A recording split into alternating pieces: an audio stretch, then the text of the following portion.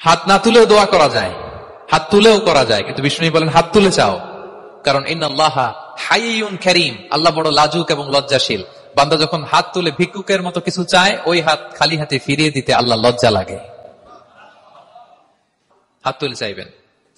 দোয়াতে আল্লাহর নামগুলো ধরে ধরে ডাকুন, ইয়া আল্লাহ, ইয়া রহমান, ইয়া রহিম, ইয়া হাইয়ু, ইয়া কাইয়ুম বিরহমাতিকা আস্তাগীথ। আল্লাহ নাম ধরে ধরে চান, ওই দোয়া আল্লাহ কবুল করবেন। বিশ্বনবীর উপর দুরূদ পড়েন, যে বিশ্বনবীর উপর দুরূদ পড়ে না, ওই দোয়া আল্লাহর কাছে কবুল হয় না, এটা আকাশে পেন্ডিং থাকে। কুল্লু দুআ মুআল্লাক মাহজুব বাইনা সামাই ওয়াল আরদি মা লাম ইউসাল্লা আলাইয়া। বিষ্ণু বলেন সব দোয়া আকাশে পেন্ডিং থাকে যতক্ষণ আমার উপর দুরূদ পড়া না হয়। তা আপনি যে বলেন হুজুর আমার দোয়া কবুল হয় না, কেন হয় না বুঝছেন এবার? হ্যাঁ, নবীর উপর দুরূদ পড়েন নাই তো। আল্লাহুম্মা সাল্লি ওয়া সাল্লিম ওয়া বারিক আলাইহি।